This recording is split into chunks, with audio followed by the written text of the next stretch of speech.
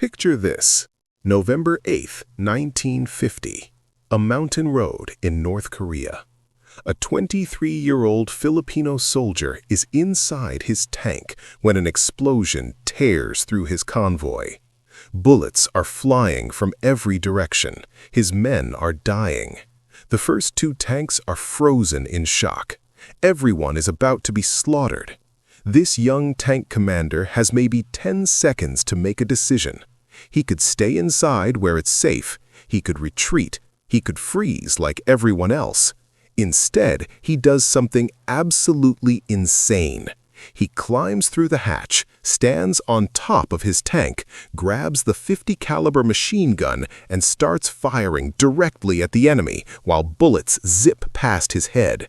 His name was Maximo Young, and that was just the beginning of the most incredible military career you've never heard about. By the time his story ends, he'll have fought in 3 different wars, earned 27 medals, received the highest military honor from a foreign country, and lived to be 99 years old without ever getting wounded once. If that sounds impossible, stick around, because what you're about to hear will change the way you think about courage forever. Let me take you back to where it all started. December 8, 1941, the day after Pearl Harbor. A 19-year-old kid named Maximo Young gets conscripted into the Philippine Army.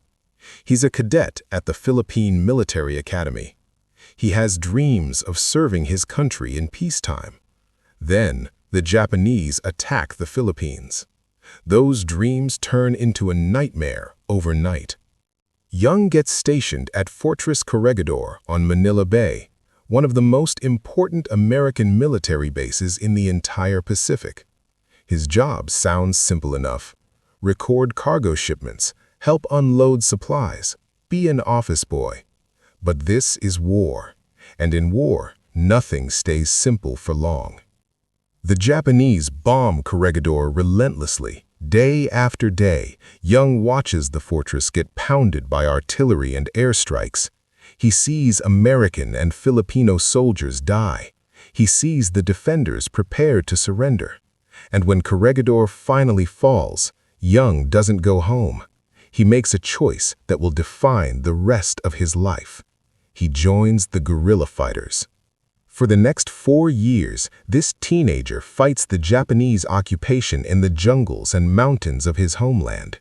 He's constantly on the run, constantly hungry, constantly one mistake away from death. One day, he's on a supply ship called the MV Legazpi. They're transporting Filipino soldiers and equipment from the Visayas to Luzon. Then, Japanese naval forces intercept them off Puerto Galera in Mindoro. The ship gets attacked. Young watches men drown around him. He barely escapes with his life. Swimming to shore, he rejoins the guerrilla forces and keeps fighting. 4 years of this. 4 years of hiding, surviving, watching friends die, killing enemies. When World War II finally ends in 1945, Maximo Young is 23 years old. Most people would be done with war after an experience like that, but not Maximo Young. His journey is just beginning. After the war, Young stays in the military. He joins the armed forces of the Philippines. The Army sends him all the way to Fort Knox in America for specialized training, tank school. He learns to operate the M24 Chaffee light tank, and he's really good at it. Then, on June 25, 1950, everything changes again. North Korea invades South Korea. The Korean War begins. President Elpidio Quirino decides the Philippines will send troops to help defend South Korea. They call it PEFTOK, the Philippine Expeditionary Force to Korea. Young doesn't hesitate. He volunteers immediately. He's one of the first to sign up.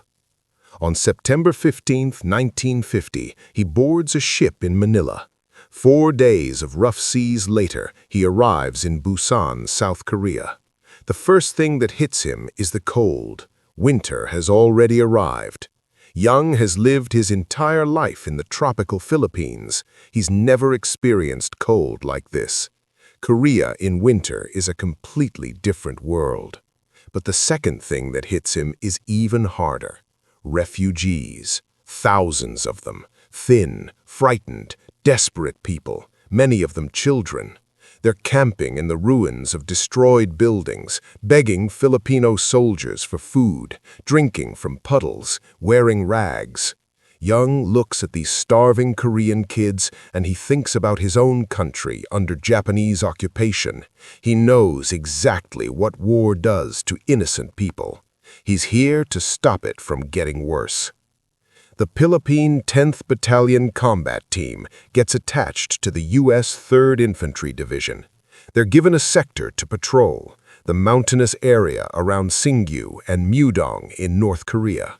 Young is now commanding a platoon of 5 M24 Chaffee light tanks. His reconnaissance company moves carefully through this brutal terrain.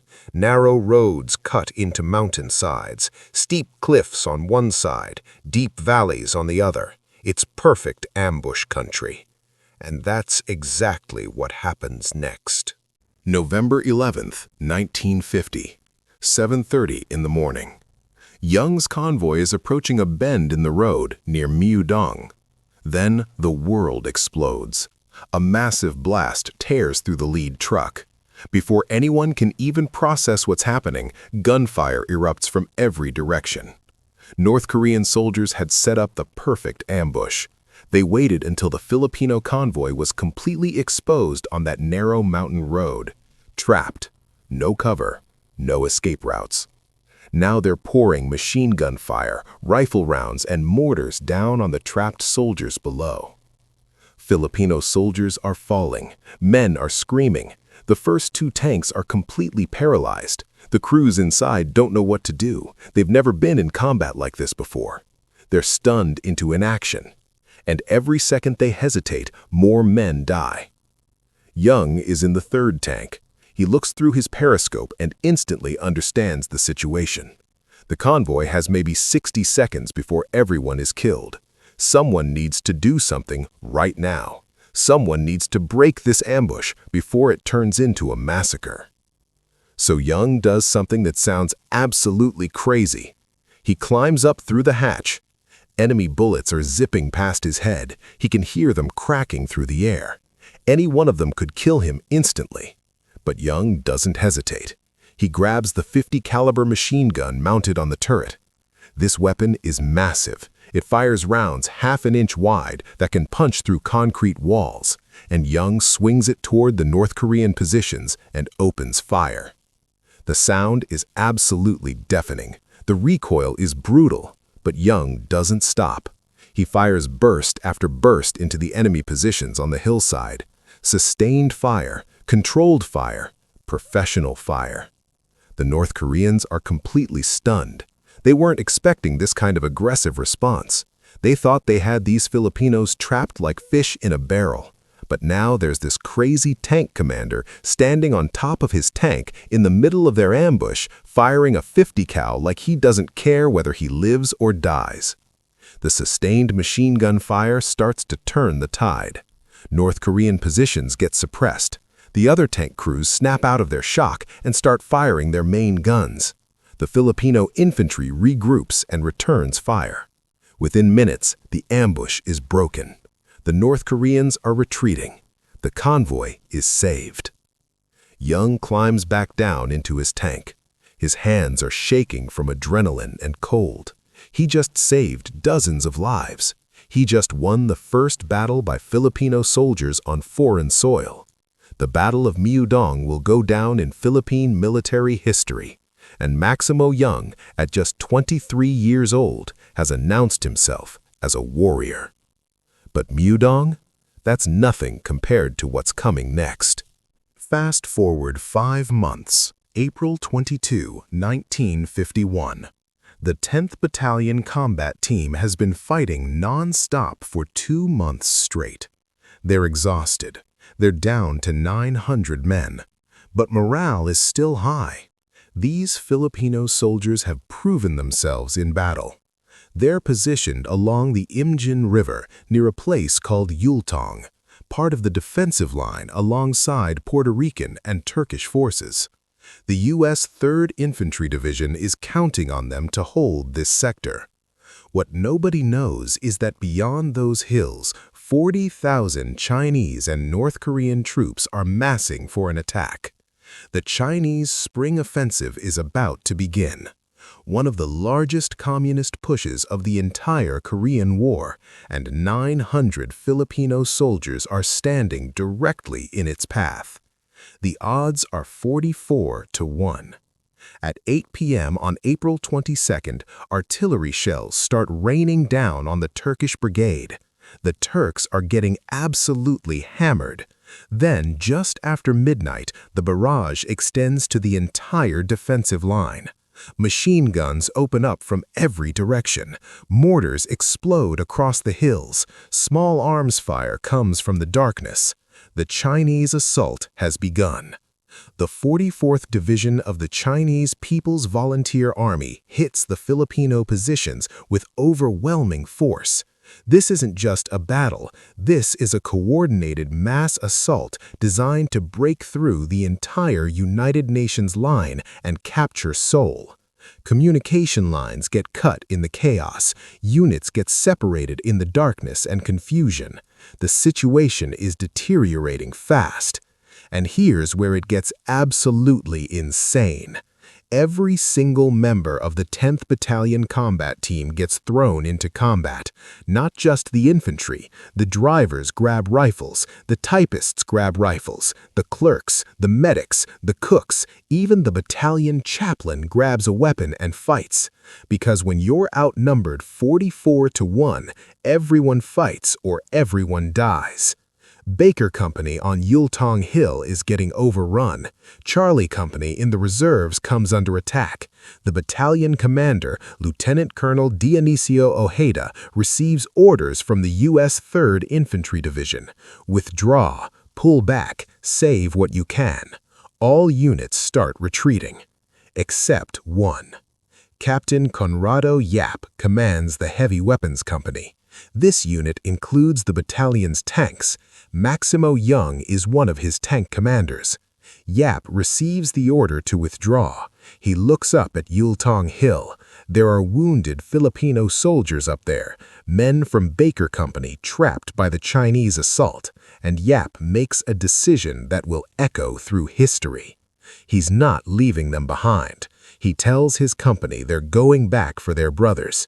He's going to counterattack. He's going to drive straight into 40,000 Chinese troops to rescue the survivors on that hill. This is absolutely insane. This is suicide. This is also the most Filipino thing imaginable. You don't abandon your brothers. You don't leave wounded men behind. Not ever. Captain Yap climbs through his tank hatch, just like Young did at Miudong. He grabs the mounted .50 caliber machine gun. His gun crews start firing their main cannons as fast as they can reload. The entire Heavy Weapons Company charges straight into the Chinese offensive. The surprise is total. The Chinese weren't expecting a counterattack. They thought the Filipinos were retreating. Instead, they're seeing tanks driving straight at them with a captain standing on top, firing a .50 cal like a man possessed. The fighting is absolutely brutal, but the numbers are staggering. 17 Chinese soldiers fall for every one Filipino. The math doesn't make sense, but it's happening. The sheer audacity of the counterattack completely disrupts the Chinese assault. The massive offensive grinds to a halt. Captain Yap and his company fight their way to Yultong Hill. They rescue the survivors from Baker Company. They start withdrawing with the wounded. Yap is personally directing the retreat, making sure every man is accounted for, covering his soldiers as they pull back. Then machine gun fire hits him. Captain Conrado Yap dies on that hill. He saved his men, but gave his life doing it. He's 29 years old. The 10th Battalion Combat Team holds their ground until dawn. When the sun finally comes up on April 23rd, the Chinese attack has stalled. The Filipino positions held. Out of 900 men, 10 were killed in action. 14 went missing. 26 were wounded. But they stopped 40,000 enemy troops from breaking through the United Nations line and capturing Seoul. Think about that for a second. 900 soldiers against 40,000, and the 900 won. The tactical victory at Yultong becomes legendary. When General Douglas MacArthur hears about it, he makes a statement that gets repeated for generations. Quote, "Give me 10,000 Filipino soldiers, and I shall conquer the world." The Republic of Korea decides to award its highest military decoration to the heroes of Yultong, the Taegeuk Medal. This is South Korea's equivalent of the Medal of Honor. It's only given for the most extraordinary acts of valor in combat. Captain Conrado Yap receives it posthumously. He also gets the Philippine Medal of Valor and the U.S. Distinguished Service Cross. He becomes the only Filipino hero ever decorated by 3 countries with their most prestigious medals. And Maximo Young receives the Taegeuk Medal too. He becomes the only living Filipino to receive this honor. Of 15 Allied soldiers who received the Taegeuk Medal during the entire Korean War, 2 are Filipinos, second only to the United States, which had 8 recipients. But Young isn't done fighting. The Korean War drags on for 2 more years. He sees more friends die, he kills more enemy soldiers, he survives more ambushes, more artillery barrages, more brutal Korean winters. When the war finally ends in 1953, Young goes home to the Philippines. He's 29 years old. He's fought in 2 wars. He has a chest full of medals.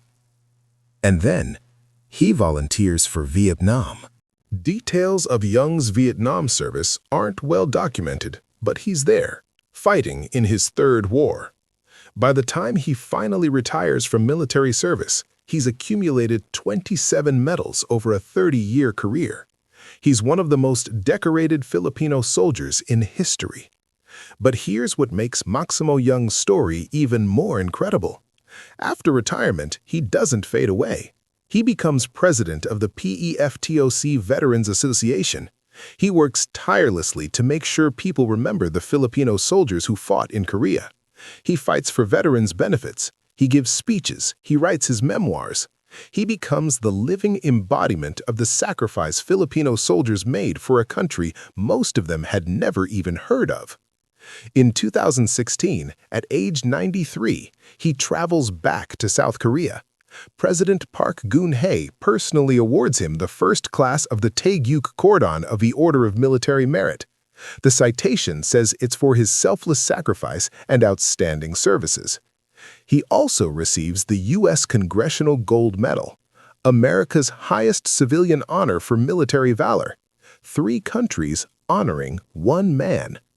And Young lives an absolutely remarkable life after the wars. He stays incredibly healthy into his late 90s. At 97 years old, reporters find him walking around without a cane, reading without glasses, playing badminton regularly. When they ask him about his longevity, he credits discipline and hard work. He wakes up early every single morning. He raised 8 children and taught every one of them to love learning as much as they can and as fast as they can. His favorite quote becomes famous among Filipino veterans. Quote, "Never give up, because if you give up easily, you'll have no resources. But if you keep thinking, thinking, and thinking, you'll find many resources to accomplish something." In his memoirs, Young writes something profound. He says, "I have fought for the defense of freedom and democracy in 3 wars: World War II, the Korean War, the Vietnam War. I have been shot at and shelled. I have seen my friends die in battle. I have killed my country's enemies in turn. I have seen the worst of human nature in war. My experience has taught me that there is nothing redeeming about war. War is only gruesome death and senseless destruction. It involves tremendous remorse. But by the grace of God, I am still here. On January 29, 2022, Maximo Young passes away at age 99, just short of the century mark he hoped to reach. The Philippine Embassy in Seoul holds a solemn celebration of his life.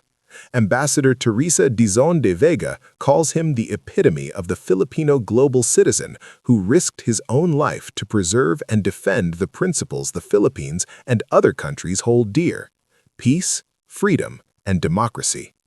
Yang Cheng-hoon of the Korean War Memorial says something beautiful. Quote, "He defended a country he never knew and people he never met. We will make sure Korean citizens continue to honor his name as he helped usher peace in our land." Think about that for a second.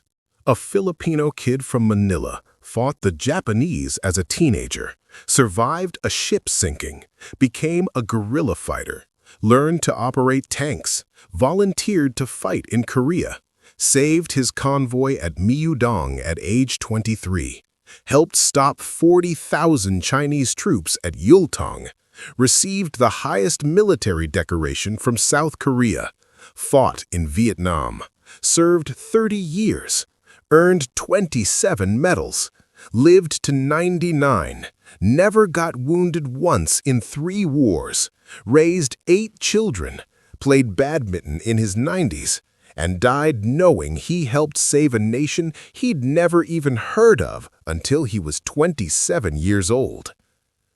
Today, there are streets named after Filipino-Korean War veterans in South Korea. There are monuments. There are scholarships for Filipino students. Every single year, the Korean government honors the survivors and remembers the fallen because they know. They know that 900 Filipino soldiers changed the course of their history. They know that without Yultong, Seoul might have fallen, the war might have been lost, their country might not exist as the thriving democracy and economic powerhouse it is today. And it all came down to men like Maximo Young, men who climbed through the hatch when everyone else was frozen in fear. Men who grabbed the 50 cal and started firing. Men who refused to leave their brothers behind. Men who fought 3 wars and never asked for recognition, but earned it anyway. Because some acts of courage are simply too important to forget. The Lion of 3 Wars. That's what they called him. And now you know why. If this story inspired you, do me a favor. Hit that subscribe button right now. Share this video with someone who needs to hear about real courage. Drop a comment and tell me which moment shocked you the most. Was it the ambush at Miudong? The impossible odds at Yultong? Captain Yap's sacrifice? Young living to 99 without ever being wounded? Let me know in the comments. And remember Maximo Young's words, never give up. Because if you keep thinking, and thinking, you'll find many resources to accomplish something. The Lion of 3 Wars proved that courage isn't about being fearless. It's about climbing through the hatch when everyone else stays frozen inside.